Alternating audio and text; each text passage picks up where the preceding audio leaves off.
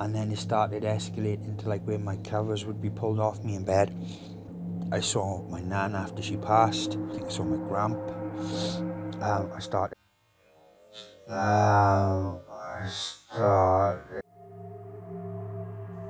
Next thing you know, I'm on this room, this like metallic-y, grey, dark room, and this being just sat opposite me now, and he was looking at me. I didn't like the way he looked at me.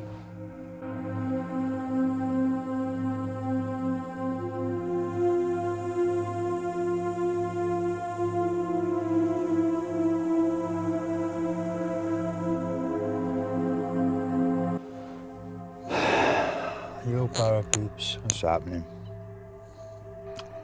Well, I just had to go out because we need essentials.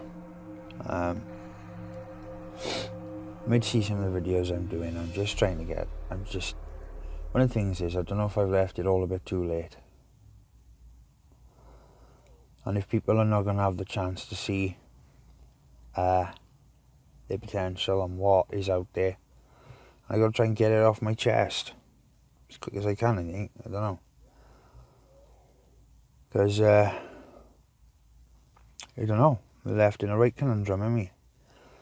You don't know if you touch the people you love.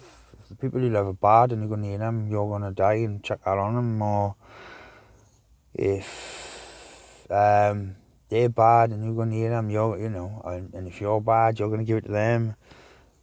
This is something, this is. And you might, some of you might just think it's nothing. Some of you might think it's everything. But it is, as far as I can see it, everything.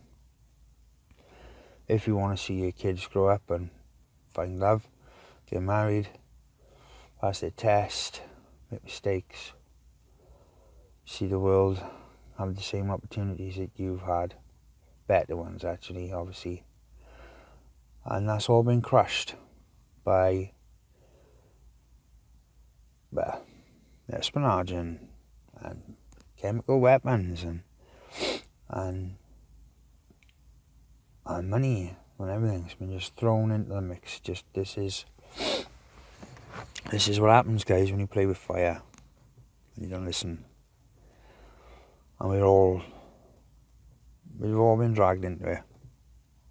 And most of you, I know, just probably worked your lives away and to provide things for your kids and give them the best life you can. And I've been the same. I'm mentees. I would try and just, kind of looks like I've lost my cool on Facebook, but it's not. It's not I've lost my cool at all.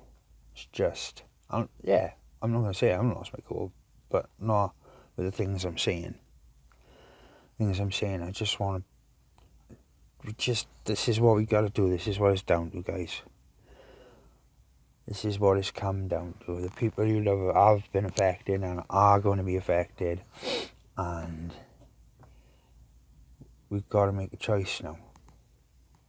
And these governments and these nonsense playing games with millions of pounds over lives and trying to bring each other down and making these viruses and just all this nonsense. And the way we treat each other and the way we treat the planet and everything has got to be coming now, guys. It's got to come into question. Because, not just fucking your life up. You're ruining the lives of the people I love. And that I'm not... if I go now, I know that you're all going to be left in this shit. And it's not a sausage, or nothing I can do about it. And that is worse than anything else. And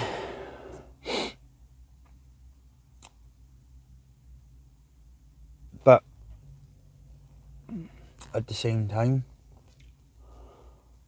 even though my faith has been rocked and all this, and I can't, and try to see people, try to see the best in everyone, try to see their potential. It's like I said, if one can do it, we all can do it. I've said that so many times. One can do it, we all can do it. So, you know, what's next? What are we going to bring down on ourselves next? What are we going to put our kids through because we feel like we can't do nothing about this? When we should all have the right to grow old, be surrounded by the people we love, and fall asleep in our beds the last minute, with all the people that's loved us before waiting for us. That's what should be for everyone. That's everyone's right in this world to have that. And we've just let people, you know, die of cancers and diseases and that is because of money. You know, I don't know whether you like it or not. That is because of money. So, but anyway, I'll try and get back to the story. I had to get it off my chest because that's how I'm feeling. If I don't get it off my chest, I'll explode. Going back to this thing I talked about, where I saw this cross, and I was trying to get it off my chest yesterday, but I did really see it. Like, it appeared like in the wall and came out of it, and it mixed in with the like brightness and the colour of the wallpaper, and it just got brighter and brighter, and I shone from it. And at the time, I'd been just not long become a dad, and that changes you, being a dad. Oh my God! And at the same time, I was very ill, like we were like wicked ill, like. And I show you you can see my fingers on camera, right? That's called clubbing. Now, this is back in the day. This is before anything really. This was like back in the day. Every time I went to hospital, and they'd bring students in and to look at my fingers, and they'd say, "Oh, cancer, cancer, cancer, cancer, cancer, cancer, cancer." I gotta be honest, I thought I was gonna die. I thought it was brown bread. So I wanted to spend as much time with my son as I could, so I could get to see him and love him and appreciate him before I went anyway. But then there was all this, you know, I just seen him, like, you know, I'm in this and I'm seeing a big cross come from another dimension or something, like, and you know,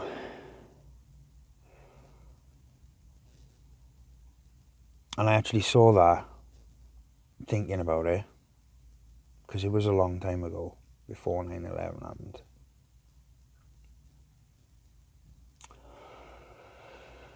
Because I was down the bottom when I was at the top when 9/11 happened. Yeah, I just realised that. And anyway, when that happened, and you can say what you say, I don't care if I upset anyone, that didn't go down the way it went down.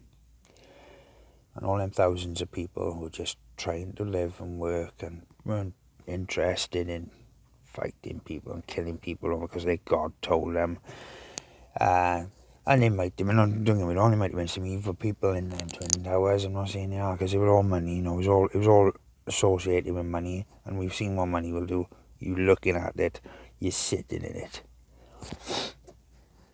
But they were just trying to live, just trying to exist in this world you're born into, and you've got no choice, and all this stuff's out there, and you're like, what? Who thought this was a good idea? I gotta work, you know, I gotta make these rich people super rich. That's my life. That's my goal. That's my task. Not for the better good of mankind.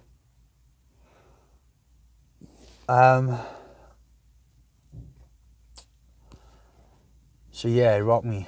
Oh, 9/11, I remember thinking, oh, this is it. This is the one. Like, they're all blaming each other, and all the lies coming out and saying it was this person, it was that person, and it was like trucks driving around the day before with signs on them saying 9/11, and the government were lying, and I was like, whoa. Hang on, does anybody else notice this? Like, BBC saying Tower, fucking, whatever it was, Tower 7 collapsing. I watched it. It was still in the background. I watched it collapse. 27 minutes after it happened. I was trying to tell people like, no. I was like, it did, yeah. So I did in my own eyes. Like, I was watching it. Paid attention to that. Because it was, like, quite dramatic. There was souls being crushed by a building and planes and burnt. The worst horrific death you can probably think of. On that, I thought, wait, I think I was picking this up. I was feeling this. I was feeling it in the world, like my soul. What's going on by here? Right there. All this paranormal stuff. What's this now? What's this about? Because obviously I'm a dad and I've got lots of things to think about and responsibilities and anyway.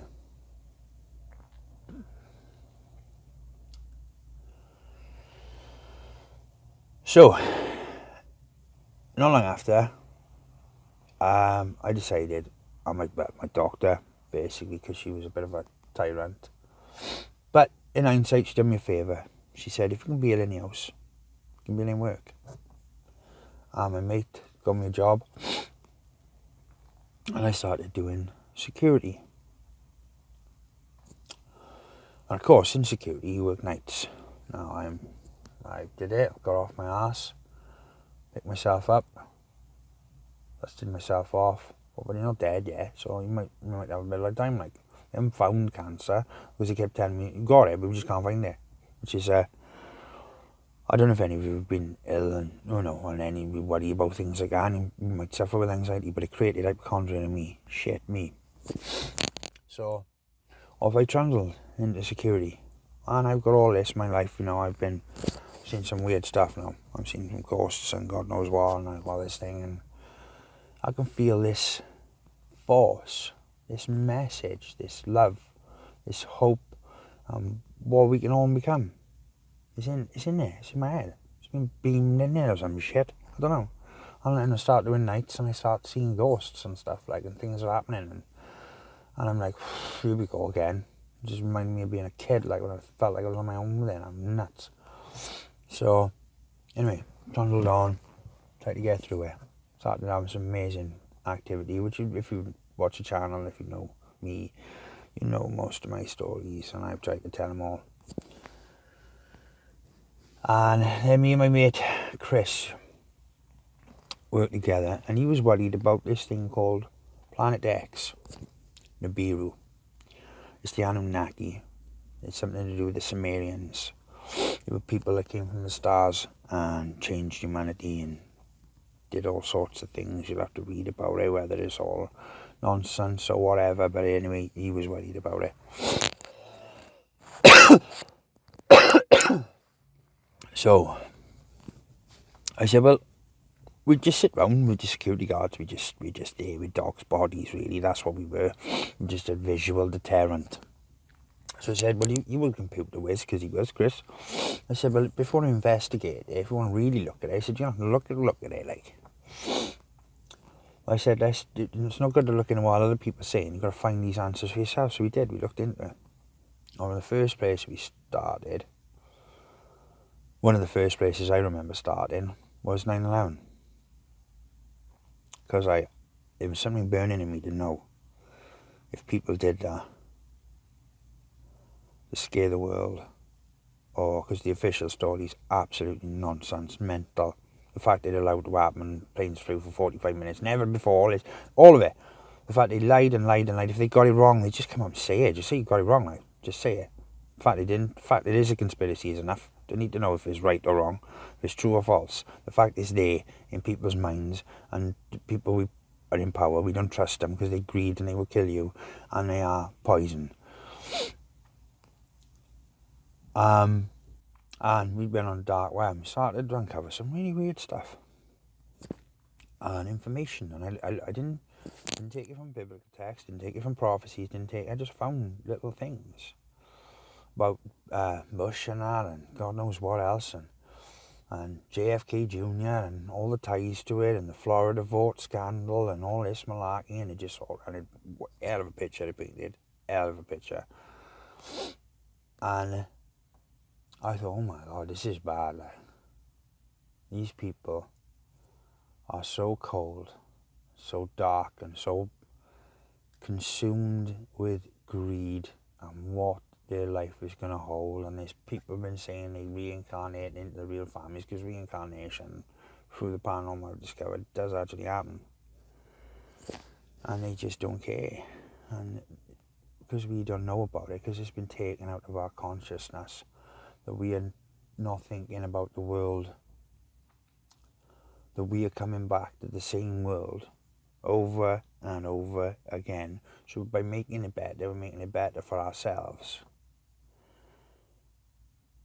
And this is a recent discovery, but that. And this all starting to paint the picture, and I'm doing this investigation. We did it over about 2 years. And the things I uncovered, that every culture on earth, every church, every government, every king had a little earworm in his ear telling him what to do. And it was either somebody from the church, or it was somebody of power, and it was somebody who just didn't care for life at all, apart from their own. And I was thinking, we watched it, and then there's this, and I thought, you gotta be. Anyway, in amongst this, when we did this investigation, we went to the church, the Spiritist church, and 7 different times, somebody said, you should be up here doing this. Don't know nothing about me, never seen me before, never met these people before in my life. Said I should be up on a stage doing this. And I was like, well, yeah, in my life, I've seen all these paranormal things, and so I went to the church,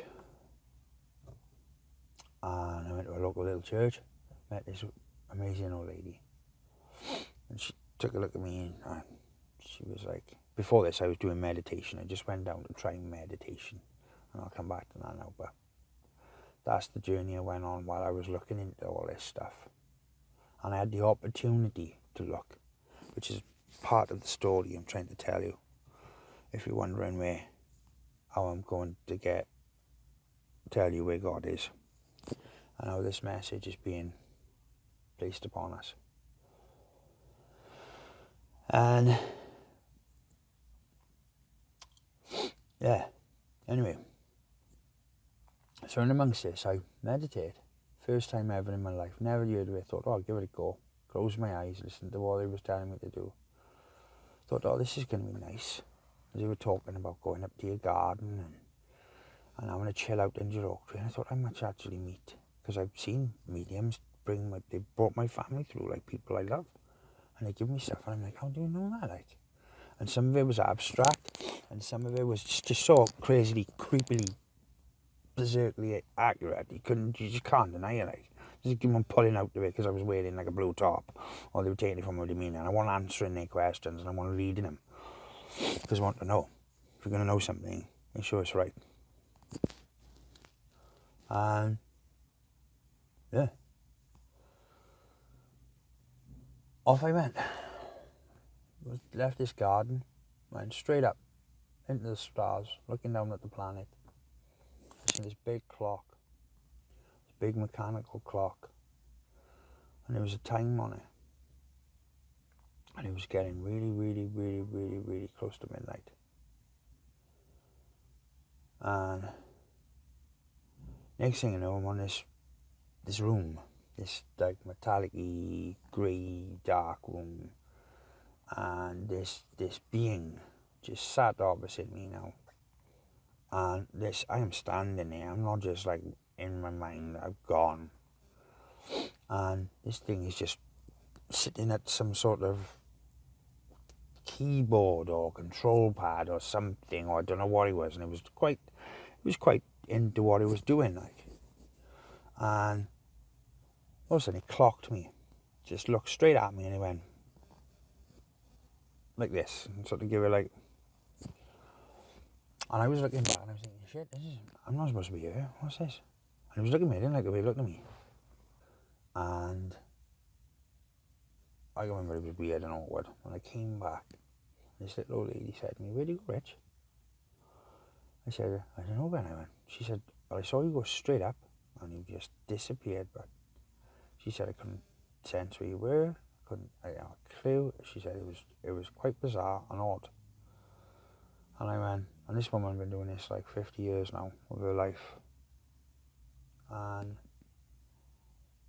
I said, I don't know. I said, that's what I've come here for, answers. And she went, no, I don't know. I said, so I told her what I'd seen. She said, oh, they don't like that in the church. Don't talk about that. I was like, oh, bonus. That's what I've come here for, answers. I was like, yeah, they don't like, like beings and aliens or whatever. And I was like, well, I don't want to just sit in my garden. I just want to talk to my nan or my grandpa or someone. I just want to, like, I would chill out and want to be. And carried on meditating, carried on doing this research. And there was these little things. And I watched this show, The History of Scotland, and there it was, plain sight. Robert Bruce, all these people, these kings, had someone in the giving them advice, telling them what to do, telling them how to run the world, telling them how to rule the world. And I'm meditating, and I'm starting to experience some wicked stuff. And I'm starting, as I'm meditating, the paranormal is ramping up around me. And I mean ramping up. And I saw Gwen, and this is one of the ones that is where my faith lies. Is what brings me back when hope fades. And she said, I'm going to do trance communication. And I'm sitting there in a group, it's about 20 of us, and this light catches my eye. This light. I can't explain it, guys. It was like a yellowy golden. It was definitely golden, strong yellow in it, golden light. And I turned my head, and it was there in the doorway. I turned back, and I turned my head, and it was still there. Turned back, turned my head, it was still there. And I can remember this, I can't describe the chill that comes up inside you, in your belly.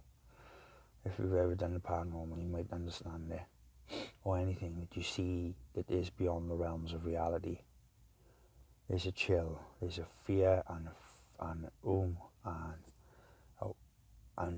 it overrides like what it should be wondrous and amazing. And it was as well, but it was like, what? I've never seen this. This is... Anyway, come in the room, come right past me.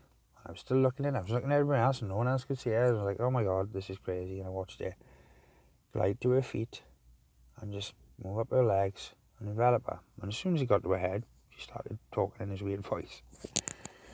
And I am in another universe, and I can't explain to you how I'm feeling right now. And I was wanting to get up and run. Anyway, started meditating. Carried on, stuck to it. Thought, right, I need more of that. That was incredible. I want to see more. Once the fear had subsided. Still doing this thing, still doing research and that. And then one night we were in the Gurnos, and I'm sorry if this story is going to offend you, but this happened. And I am sorry, and as weird as it sounds, trust me, it was just as weird for me. And they give me a pendulum, and I started using this pendulum. Well, this is cool. I can see this. I can touch it. I can solve it. I can get it to do things. I'll test it, and I'll try my best to, debunk it, if you like. I was up at Gurnos, and I started talking. And this girl said she belonged to these flats we were guarding as they were changing them. And I could feel this energy because I'm starting to learn now. I'm starting to pick up and meditate, and I'm getting a bit closer, like. And I think I can feel this energy, this girl, but I'm just using the pendulum, and the pendulum is just a crutch. It's not where your real ability lies. It's just to help you know where your ability lies. And I'm talking to this, what I think is a girl. I don't know what it is. I think it's a girl. She's telling me her age and stuff, and she seems like one of my friends, like somebody I would know, familiar to me. I don't know, like that energy. You meet people like from different villages and different towns, and you just know that Edda's like. That's what she was like in Edda. That's what she seemed like. She's a naughty girl. And next thing I know, I had this experience where the only thing I can tell you guys is I was saying, can you do anything else? Because she was using the pendulum. She said, yeah. I said, go on then. And the next thing I know, I feels like an ice cube appearing inside me. And I mean an ice cube appearing inside somewhere. I'm not really sure where, but it was weird and it was naughty. My head went out the window. And I know it sounds crazy. And it was like, I went, whoa, that's enough. Because it was a bit too much and it was overwhelming and I was like freaked. And so I started to think, right, so I felt that. And just carried on and meditating. And I started on really dark meditations. All of a sudden, just out the blue, just started darkness, like. And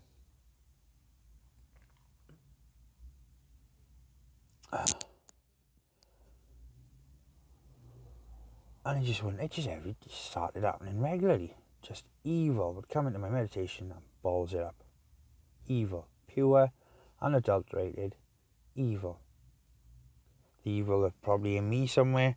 It's locked in my darkness, in my subconscious. The yearns weird shit, because that's probably in all of us. And unfortunately, some people take that voice on, some don't.